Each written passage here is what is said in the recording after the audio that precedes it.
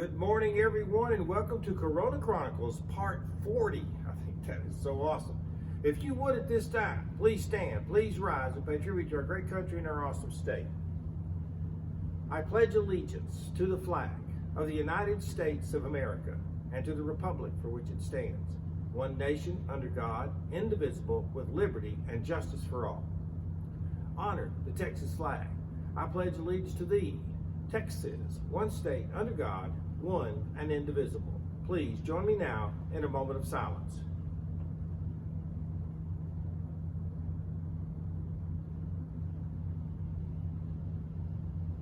Thank you very much. Well, folks, I've got a lot on my mind today. Some of it's funny, some of it's not. And I just wanted to talk to you a little bit about some things. Yesterday, we did the virtual ceremony. Very, very unique experience for me. It just felt weird not having people there and talking about people when they're not there, and then not getting to see the reaction when they win awards. It was just a very, very strange. I'm supposed to use the word surreal setting. I don't really know if it was surreal or not, but I like that word. Anyway, that's the way it was, and we do apologize for some mistakes we made yesterday. We tried to correct as many of them as we know about as possible that we could fix. And we just wanted to honor kids and honor teachers and people in the community who have helped us. And that's what yesterday was about.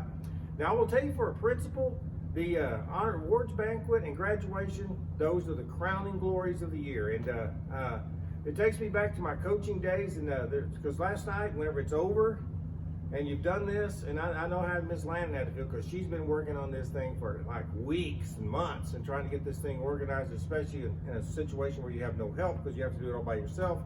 And for the most part, and so you have this little letdown at night. You know, it's just like you got all geared up for this big event, and then you pull it off, and then you just say, well, is that it? Is that all it was? And now I got to tell you this story, and I hope if any of my former tennis players are listening, they'll all remember this. But our big deal was winning a regional championship. When we won the regional championship in team tennis, you had that natural, you won it. It's awesome. But an hour or two later, you wanted more. So what we would do, we would all meet at my house at midnight, and then we would be in cars, and we would drive to Lubbock, about 35 miles away, and we would eat at the Kettle. And we'd drive 55 miles an hour just to get there, make sure everybody's safe, and we would stay at that Kettle till like 1, 2, 3 o'clock in the morning, just eating pancakes and bacon. And it was kind of an extra feeling for that. That's kind of what I needed last night, because you had this big event. So I packed my wife up in the car. We went over to Community Barbecue and ordered it out there, took it home, and one of the best meals I've ever had. You just have that.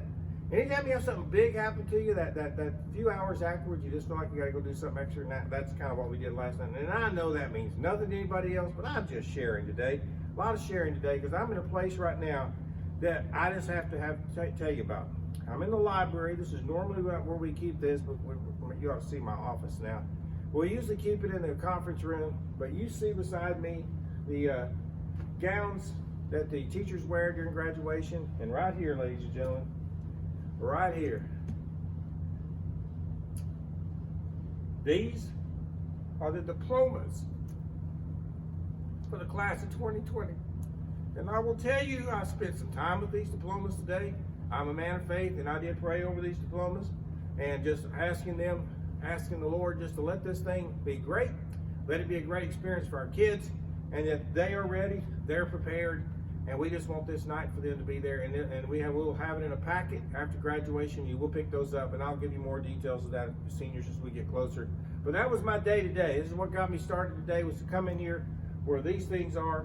We are going to have not teachers that are not going to be able to be there. Our goal is to get as many family members in there, and the more people that are there, that cuts into that. So we are going to cut that number down, and we're going to be sending an email out for teachers. We're going to need a shell of people to help us work with that.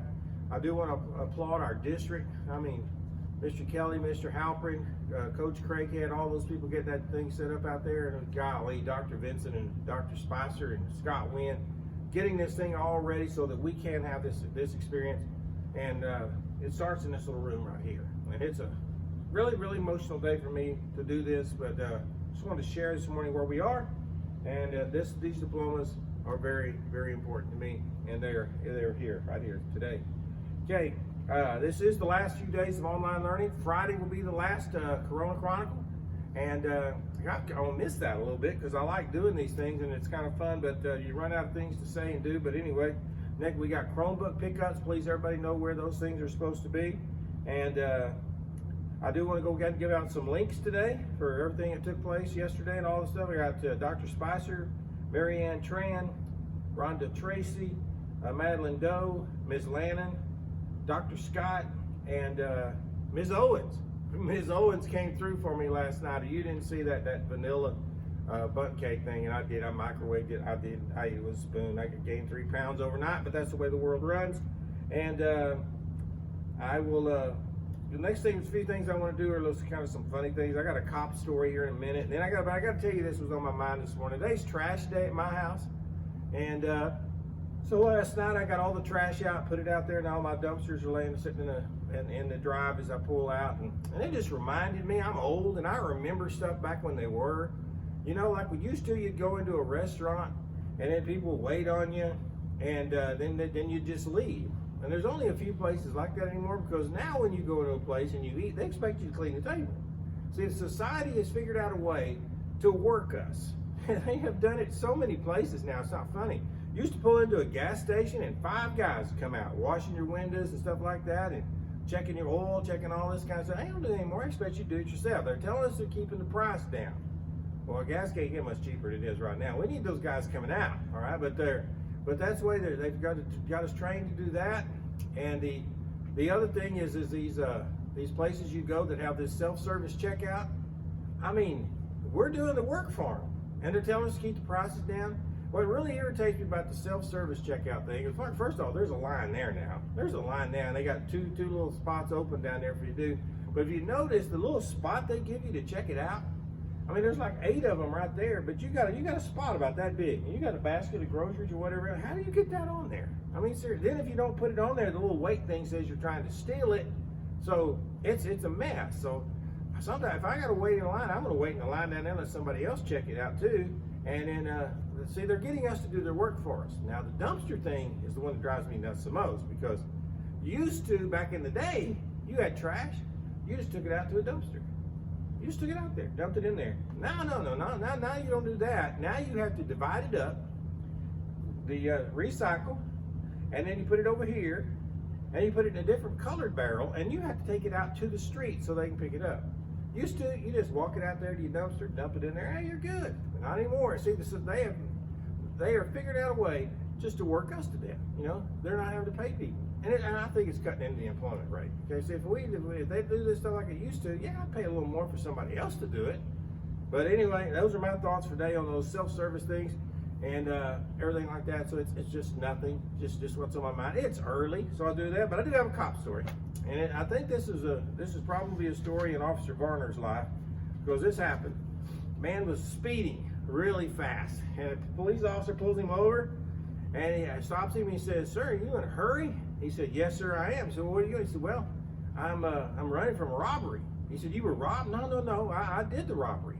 He said, "Are you serious? You're telling me you just robbed the store?" "Yeah, I did." He said, "Well, I'm gonna have to ask you to step out." He said, "Well, I need to tell you there's a gun over there in my glove compartment that I used in this robbery." He said, "So you're telling me there's a gun over there in your glove compartment?" He said, "Sir, I need you to step out." So I said, he stepped out, and he gets over there and he says, "Is there anything else?" He said, "Well, if you're going to look in the trunk, you're probably going to find the money I took in the robbery, and you're probably going to find a body."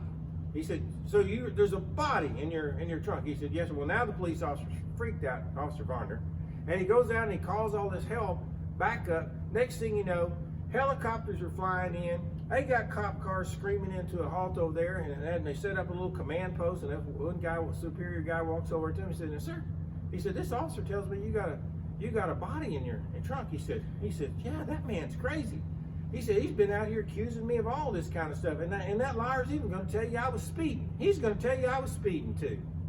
I thought that was funny. You may not think it was funny, but I did. Listen, ladies and gentlemen, I got birthdays to give away today, and I took the giveaway. But today is Mohammed Ahmed's birthday, Jalen Alexander's birthday, Sebastian Fernandez, Tinsley Loney's having a birthday, Caitlin Lou's having a birthday, Carice Martel, Hannah Tamez, and Ashlyn Westora, all having happy birthdays. Happy birthday, everybody. Hope you have a fantastic day. I'll be checking you out on the flip side This day will be what you choose to make of it. Ladies and gentlemen, we are Wiley High School, AMO.com.